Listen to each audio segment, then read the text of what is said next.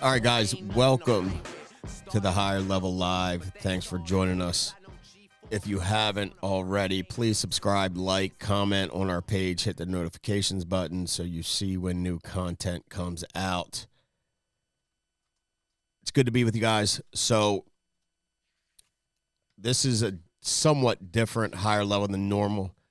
Been doing a lot of, with all the stuff that's going on with regulations and what we can and cannot put up, because you have somebody eating Cheetos in their basement complaining about what we do because they're not being successful. That means people that are winning have to bend and abide. It is what it is.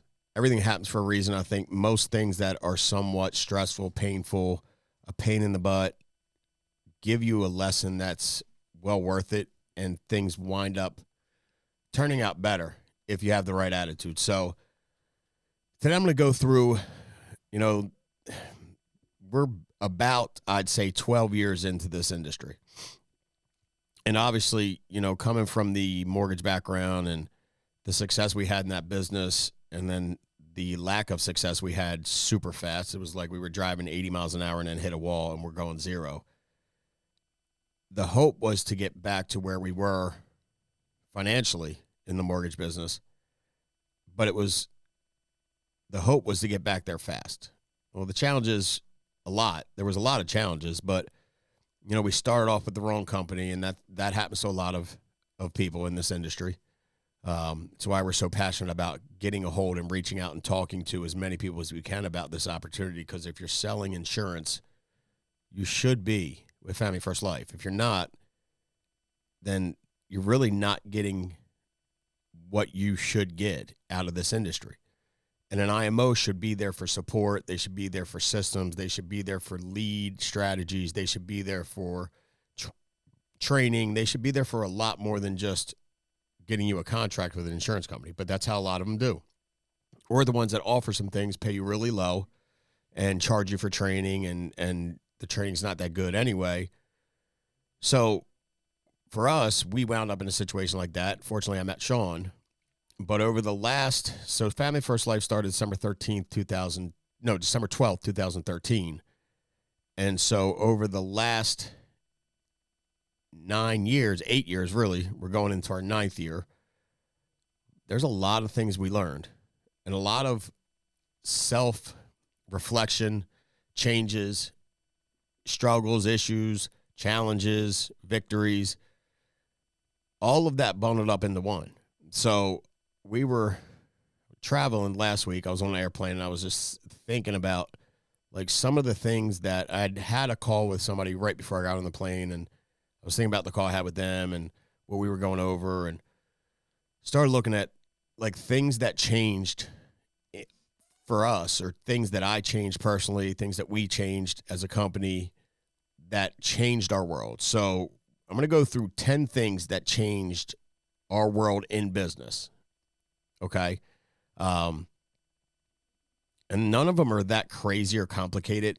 A lot of them actually are common sense, things you probably heard, but application when you're in a scenario, applying something simple to a scenario you're in when it's not simple to you at that point in time is difficult. So hopefully it helps, but I'm thinking back to a lot of the things we went through, and it's everything happens for a reason. You're right where you're supposed to be. The faster you realize that, the better off you're going to be. So hopefully these 10 help, and I'm going to dive into them and give you a little bit of detail about what they are. So number one was time is moving quickly. You need to move faster or you'll get left behind. So I look at that, and you can spin that any way you want. For me, it was technology was moving fast. Social media was taking off. I was old school, rebelling against social media, going I don't like social media. I don't want to be a part of it. I think it's weird. And then other groups, other teams, other companies that adapted to that very quick took off, and they reaped a lot of benefits from that. Then when we started adapting to social media, participating, it was slower to move than I wanted it to be. And if I think back to the very beginning, And a lot of it has to do with ego. A lot of it has to do with stubbornness. Call it what you will. If I would have just said, you know what, we're going to do this because it's what's best for the agents. It's what's best for our company. Forget about how I feel. It's what's best for the company. We would probably be a lot further along than we are. But because I was so stubborn, because I didn't, essentially was so uncomfortable with it, we waited, and we could have left behind. We didn't. Fortunately, we're still here, but it could be a lot better now. So things move fast. The faster you adapt and change, the better off you're going to be. And if you don't, you will get left behind, and nobody wants that to happen. Number 2, if you have a fear of having a fear of losing money prevents you from making money. One of the most common conversations we have with agents, from investing in leads, dealing with chargebacks, hiring staff, boils and stems from their fear of spending too much money. Their fear of losing what they've accumulated over the period of time that they've been selling. And for us, it's, I had a conversation with a newer agent right before I'm on here with y'all. And we were going over leads and budget. And I said enough, they were like, how much do you spend on leads? I was like, well, when I was selling, every bit of $1,000 a week. And they were like, a week? And I said, so the thing you want to adjust the fastest is your mindset on, you've been an employee for as long as you've worked, right? So you're thinking of everything from an employee standpoint. You get a paycheck once a week or every other week or however you got paid. It was typically the same amount of money within reason. Maybe you got an hour or two overtime, or maybe you got a small bonus, but it wasn't drastically bigger or smaller each time you got paid. It was the same. So you lived on a budget. You tried to live under your budget. Anything left over would go into your savings account. You're saving for retirement, right? You can't save your way to wealth or save your way to success in this industry. In really any business you're trying to build, you have to invest back in your business. And for us, it wasn't really ever an issue, but it was something that I think, fortunately, I was terrible on adapting to the social media, but I was not terrible with spending money because I didn't really have a fear of not having any, because I've been in that position before and I'm still alive. I still had food on the table. My son, my daughter, my youngest son, none of them knew what was going on. In fact, my youngest the other night said something like, there was a place we would go, right? And when you go from making money to being broke, you don't go out to eat, you don't buy stuff you don't need to buy, you shop at places you can get cheapest prices. And so when I would have an okay week, we would go out to a restaurant. It was a buffet, and it was cheap. But my youngest goes, man, when can we go back to that buffet? And I was like, what buffet? Because, I'm Italian. If you ever been around me, we don't like bad food. We like good food. It's why I'm the size I am. But I'm like, what buffet? He's like, remember the one that was they cooked the stuff right there in front of you, and you can get rice and all. I'm like, the one where we lived in that really small house? He's like, yeah, I love that place. I'm like, oh my Lord. I was like, we went there because we were broke. He's like, I still liked it. So none of that affected the kids even the way I thought it was affecting them when they were going through it. So we got through that, and it wasn't the end of the world. So having a fear of losing money wasn't ever really a struggle for me. I just didn't care. So, but a lot of people, they do. They want to hold on to it. They call it alligator arms, right? So having a fear of losing money is going to prevent you from making it. And when I say losing, I go, it's a bad investment. No big deal. Every investment people make doesn't always work. Most successful people have made some investments that failed. They don't spend any time contemplating on that. They just brush it off and move on.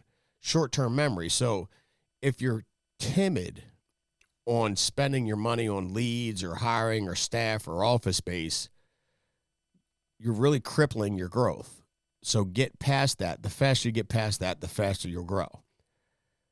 Number 3, wrong decisions matter less when you have a true purpose. Meaning, if I don't really care about anything but the end result, things that I do wrong along the way don't really matter to me. It's kind of like if I'm in Maryland, if I'm trying to drive to, I don't know, Virginia Beach from Maryland, and I have 48 hours to get there, and I make 18 wrong turns, and I get there in 20 hours, I don't care. I don't care. Because the goal is to get to Virginia Beach from Maryland. How I get there sometimes is going to change. Sometimes you got a direct path. Sometimes there's a detour. But when I know my destination, when I have a true purpose in what I'm doing, then I tend to care less about minor things that don't really matter. Like if it's not going to matter in 6 months, 6 days, 6 weeks, then it shouldn't really bother you today. But we as human beings, and again, I'm guilty of a lot of this stuff, and it's why this list, it's a list of things that I think are super important in being successful in this business and in really any business, but it's also things that I needed to work on dramatically to change and grow. But that was something I did a lot of. I would precipitate on small stuff that really didn't mean anything, and I would let it affect my day-to-day activity. It would bother me for a half hour, 2 hours, 3 hours. And most of the stuff that bothered me was really stupid. And like when I started talking more about the stuff that I'm thinking about and doing with my mentor, and my mentor would go, dude, you're really about immature. And I would take that and resonate it and go, you know what, you're right. The challenge is, for most of us, that kind of comment would be hurtful. For someone that wants to win really bad, the comment is useful.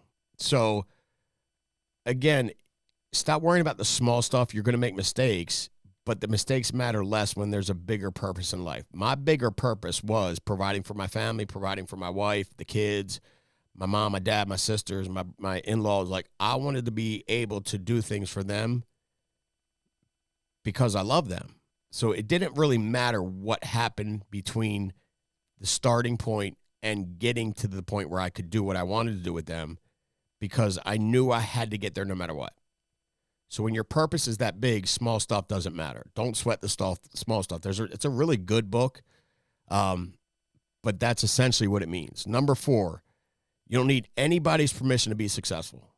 And that sounds real cliche-ish, if you will, but the fact of the matter is I talk to a lot of people, and I feel a sense of like they don't believe they deserve to be financially free or, make 6 figures or even more, because we're depending on where you grew up, how your family life was, the area of town you grew up in, the population, the wealth. A lot of the comments you hear in some scenarios are like, oh, that's them. They're special, or we're not like them. But you know what? Nobody needs that. Nobody needs permission to be successful. All it takes is a couple things, like a desire, first of all, a good work ethic, and a big heart. If you have those 3 things, you can win. And there is no, you deserve it, you don't, or God doesn't say only this group of people can be successful. No, the opportunity's out there for everybody, but you get friends and family. And the sad part is a lot of people try and pull you down when you start winning. I mean, a lot of people aren't even intentionally trying to pull you down. Like, for instance, like I love my family more than anything on this planet. And if you know me, you know that. My dad, that's my guy. Like, I love my dad. But when I was going through stuff, getting to where we are now, he would say stuff to me like, you should just go back to plumbing.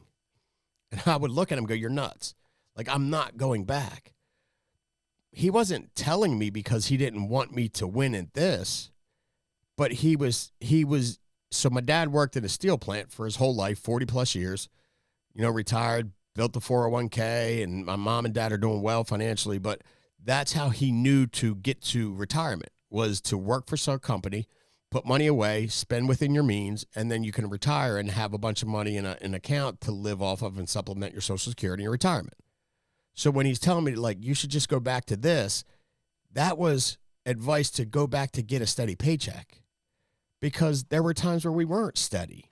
And the times we weren't steady, don't get it twisted, it was all my fault. But he didn't know that.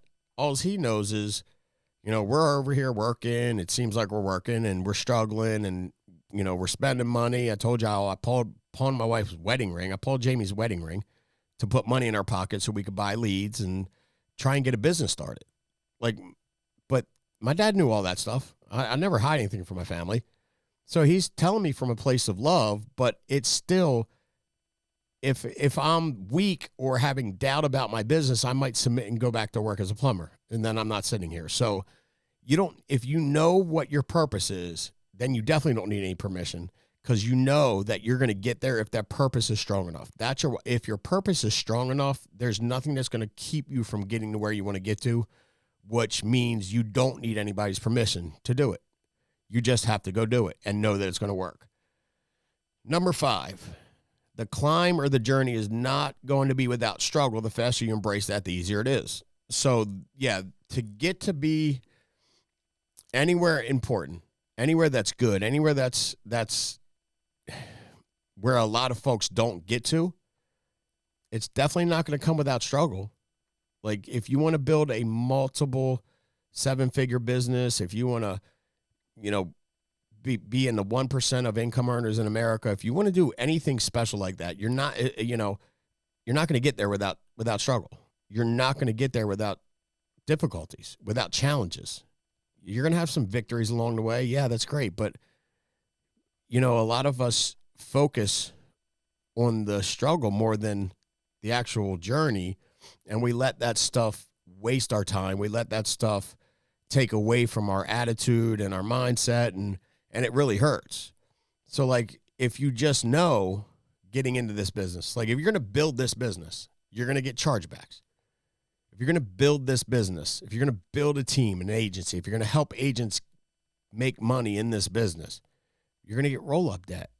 If you're going to do anything like this, so it's a risk of the business. The faster you embrace that, the easier something like that happens. You go, yep, I knew it was coming. Bye. It's gone. Like, literally, it goes out like that, because the longer you spend thinking about that, or thinking about, man, what if that happens again? Or what could I have done to prevent that? Yeah, there's things you probably could have done to maybe prevent it, but most of the time, no. No, it's just going to happen. It's part of it. It's like theft in department stores. They calculate theft in their annual budgeting meetings. They know. Now they have security, they have cameras, they have sensors on stuff that beep when you go out the door. All of those things are put in place to prevent theft, but it still happens. It happens to the extent that they need to calculate it into their projections. So that's how I look at this stuff. But you still got to go through it to get to the top and enjoy it, because it's usually a pretty good lesson. What I've learned is the more expensive the lesson costs me, the better the lesson is for me. And that's a fact. So, like, some of the stuff we've gone through, people always go like, would you change it? I go, heck no, wouldn't change it for the world. Because without that, this, and this wouldn't have happened. Without that, I would still do this, or I would still act this way, and I wouldn't be serving people the way I should, or I wouldn't act the way I need to act to have people want to come work with me. So everything happens for a reason. Know that some things are going to be great, some things are going to be okay, some things are going to suck. But the faster you embrace that, the easier it's going to be. Number 6, people, I love this one. People will let you down if and only if you let them. So, like, I think and this was another one that I really battled with, because I had high expectations for everybody.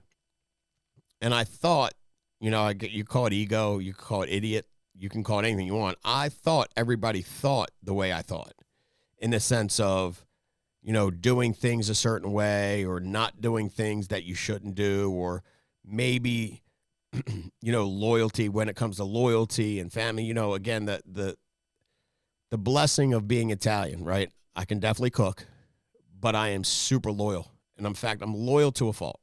So, like, if someone comes and works with us, I would have poured into them. And if I like you, you're immediately in my family, like my work family. And that's a good place to be, because I'm a good one to have on your side.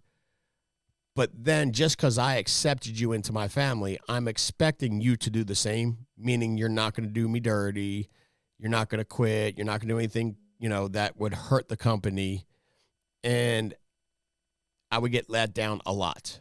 And I remember Sean telling me, like, you have to stop thinking people are going to be like you, because they're not. They're going to just let you down. And it's sad to feel that way in a sense of like humanity, but it's really not, because I'm not like, I don't look at people and go, I'm expecting you to let me down. I just don't get surprised anymore because it is business. Like this business is so great, and we do build so many good relationships, but I think it gets distorted in a sense that we all think we're like so perfect people, and we all have such good hearts, and we're all in great positions, and you all want to just serve and serve and serve and help and help and help. And at the end of the day, that's just not true. Do we want everybody to be exactly the way we want? Yes, but it's a business. People are trying to get to where they want to get to fast. Some of them are scared. Some of them are in a bad financial situation. Some of them are fighting for their lives. Some of them have spouses that are sick. Like we don't know what their situation is, and they're not maybe bad people, or they're not intentionally trying to hurt anybody, but all they're looking at is their family and how can they get theirs for their family. So it doesn't make them bad people, but sometimes in a situation you can look at that and go, well, that wasn't right. Like you hurt him and him to get there, and they're going, I'm sorry, I was trying to get there. I needed to get there for my family. So like I stopped expecting people to be a certain way, and it really helped me not get so frustrated, not get so all up in my feels and mad and angry, because if I'm just not expecting them to do one thing or the other, then whatever they do is okay. And it all has a reason. So if they do something that I don't like, I can just go, hey, let me ask you a question. Why did you do that? Because now I'm just curious and I'm interested and I want to learn. So stop putting expectations on what you think people should do, and you'll stop getting let down, and maybe you'll stop being so mad, because I was mad for a long, long time. I promise you that. Number 7, the grind is definitely worth the reward. Embrace the grind. It's actually fun. So I don't know. So I've always been like above average in size. Like when I was younger, I was puny, and then I started eating, and then I started gaining weight. So like I fluctuate weight all the time, right? I go up, I go down, I go up, I go down. But like I look at this statement, I go like, can you imagine if there was no push or no hard work put into losing weight? Because I mean, I've been through, I got wardrobes, and I label them like fat, medium fat, good, sick, right? Sick, super skinny to me. And I fluctuate between all of them, right? But when I'm going from fat to good, that journey to me, it when you get in the routine of doing it on a daily basis, working out, all that stuff, eating right, it's fun. But can you imagine getting to the reward without just doing anything? Like you don't appreciate it at all. And I think for me, that's why this business is so good and so exciting and so interesting to me, is because there's always stuff we're learning and things are always changing. So it's never like where we can just get complacent and comfortable, because if you do, like you're going to get smoked because something's going to change. So for me, it was like that grind, that journey, that sense of we work so hard to get where we're at. And then when you get there, you're like, that felt good. As opposed to, yeah, I just got there. I walked, it was good, no big deal. That's how I think this business is. And very few people can go from zero to board member to integrity partner without that grind, without that steady workflow. And then when they get there, to me, it's just so much more rewarding. So enjoy the grind. It's part of the deal. And it's actually pretty fun. It's like when people were in high school, like you in high school, if you remember, like, can't wait to get out of high school. Can't wait to get out of high school. Can't wait to get out of high school. And then 2 years after you're out of high school, you're like, dang, I wish I could go back to high school.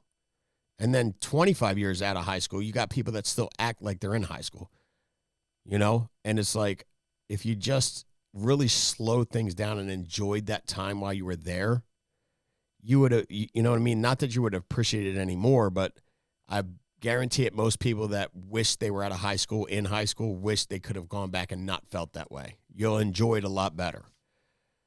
Number 9, there is no place for emotion in this business. And there's really no place for emotion in any business, but this is another one that I was god-awful at. And again, it's really easy for me to go, I'm Italian, I'm emotional, I'm definitely got a temper, or whatever the case may be. It's easy to say that, but it's also somewhat factual. Like, I think that's just how, my DNA is wired. I remember the first time I brought Jamie to my house for dinner, and Italian folks, they do these big dinners. And so I brought her and we left, and she's like, why in the heck were y'all screaming the whole time? And I said, we weren't screaming. We were just having conversations. But our conversations are intense. Our hands are flying, voices are raised, and it's just a conversation. So it's easy for me to get riled up because that's how I was, and that's how I've been my whole life. So I had to really focus on not doing that and really focus on thinking about business and my emotions and separating them.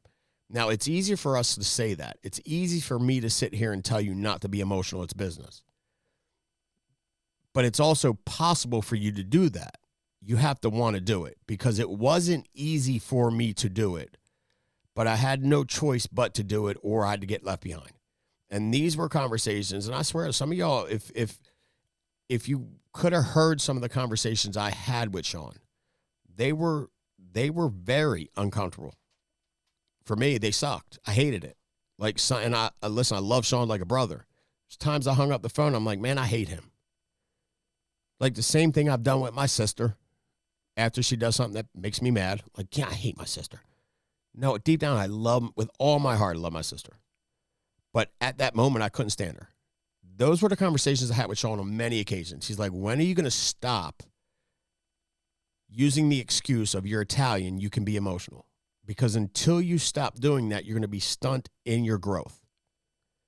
And so I made a conscious decision to do so, and I started realizing, when I removed all emotion out of my business decisions, whether an agent did something that made me really aggravated, or whether, the insurance company did something that messed something up, anything I look at in business, I remove all of my emotion, and then I try to make the best decision. And here's the beautiful part about it.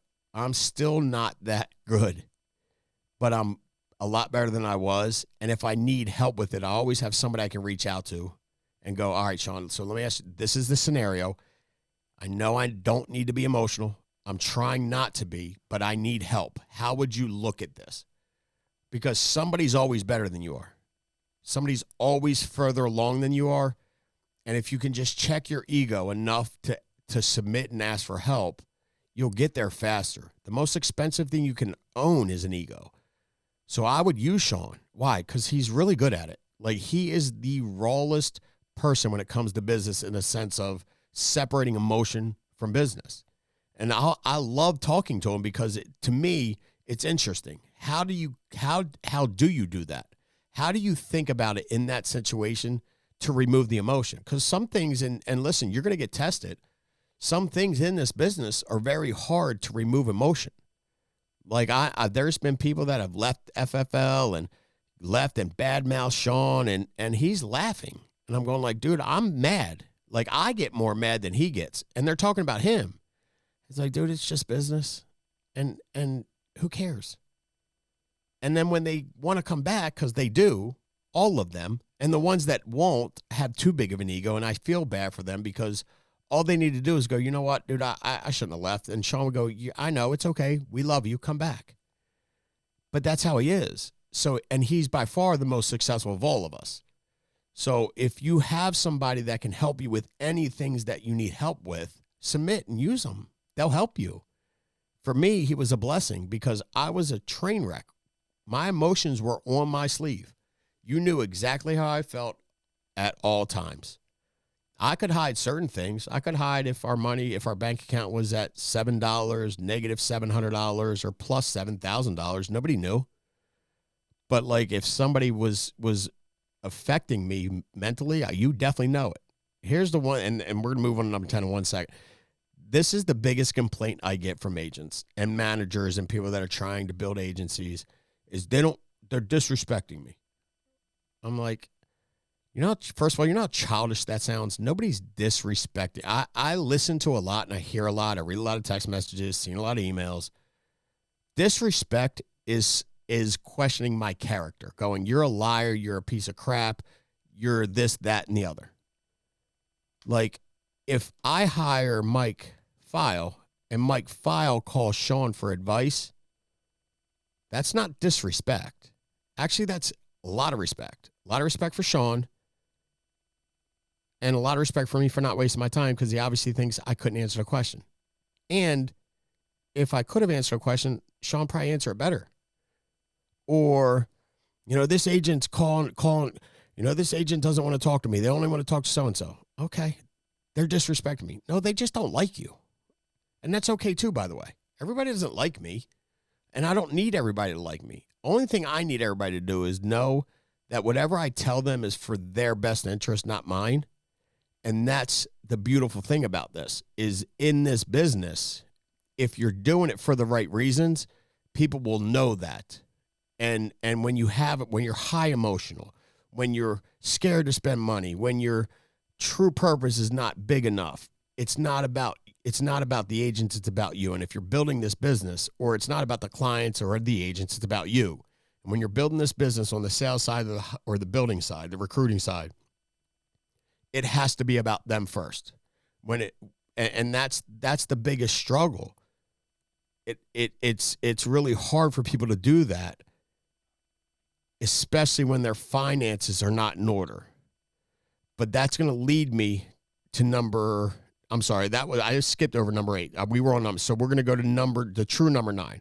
When it's about everybody else's success more than it's about yours, you will explode.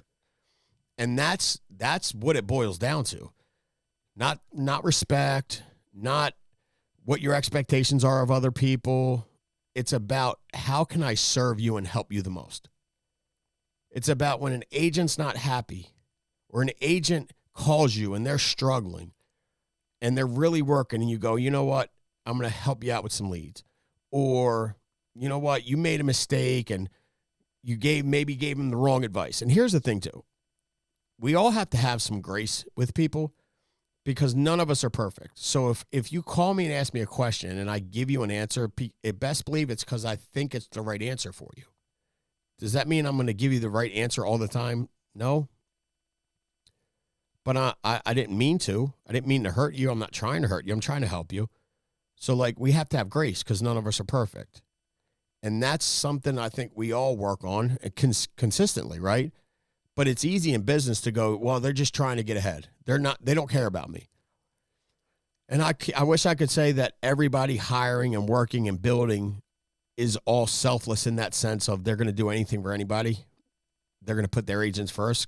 Because I know I wasn't always in that situation either. But when I learned in the field, when I learned to put my clients first, it was simple to sell.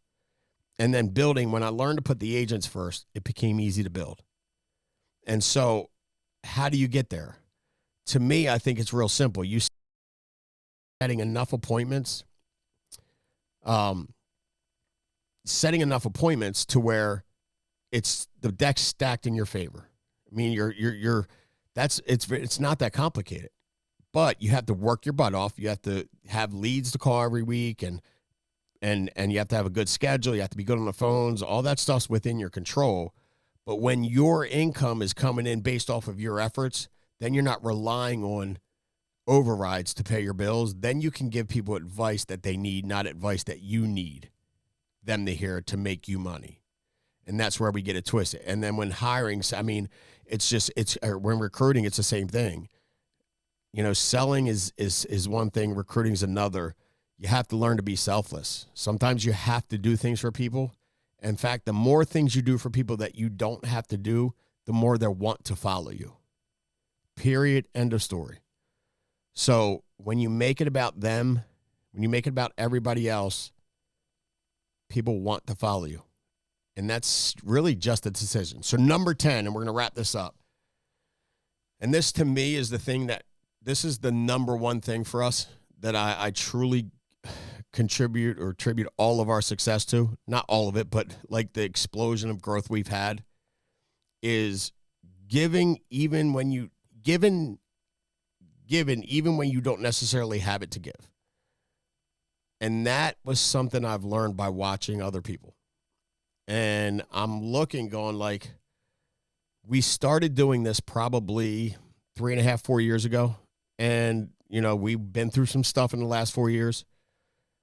We had a dip in production. We had a dip in personnel, you know, had a group that left. And we could have done one of two things. We could have put our head down, moped, complained, played a pity party, or we could have just went to work. And we went to work. And I committed that conference to giving a certain amount to an orphanage in Honduras, which changed our world. And it seemed like once I started doing that, it was coming back tenfold. And I can't explain it. I can only tell you what it's done for us. I can tell you what it's done for the Dream Center. I mean, which for Sean in the Dream Center, which Dream Center has done for Sean. I watched Dave Witchard, same thing. Like that, Dave is about as crazy as they come. And I had the pleasure to fly around with him and his wife and Sean a couple weeks back. And she was like, yeah, I mean, because I love talking to people with that, because I know, you know, Dave's a giver. She's like, yeah, I mean, I would see him writing these checks. And I'm going like, Dave, we don't really have that. And he's like, it's okay, baby. They need it more than we do. And I'm thinking like, that's such a good mindset to have. And if we all could just think a little bit more like that, how much better would this company be? How much better would this world be if we all just thought that way? They need it a little bit more than I do when it comes to comp. If it came to some extra leads, if it came to some time on the phone, if it came to all of that stuff that we do on a daily basis, if we just started trying to give as much as we could possibly give for the next 12 months, how much further do you think we would be? So that was the thing that changed our worlds. Yes, we went on a missions trip. Yes, I saw how people live in third world countries with no running water, no electricity, no power, no floors, no food. But they had a Bible and they were happy. And I'm going like, we have a bunch of people in our country that have the opportunity to go out and do great things and provide for their family, and they're complaining about everything. Get an agent called complaining about a lead that didn't have a phone number on it. Like, I'm sorry, it was $3. Here's $3. You obviously need it more than I do, right? It's the same thing, but guys, this is not complicated. So we're gonna break these down into 2-minute jokes. I could talk for hours about each one of these, but I'll run down the list again. We're gonna wrap it up. Number 1, time's moving quickly. You need to move faster, or you're gonna get left behind. Number 2, having a fear of losing money prevents you from making money. Number 3, wrong decisions matter less when you have a true purpose. Number 4, you don't need anyone's permission to be successful. Number 5, the climb or the journey is not going to be without struggle. The faster you embrace that, the easier it is. Number 6, people will let you down if and only if you let them. Number 7, the grind is worth the reward. Embrace the grind. It's pretty fun, actually. Number 8, when it's about other success more than it's about yours, you will explode with growth. Number 9, there is no place for emotion in business. And then number 10, giving, even when you don't necessarily have it to give, brings it back tenfold. Guys, thank you so much for hopping on. I appreciate y'all. Let's make it a big week. Until next time, love y'all.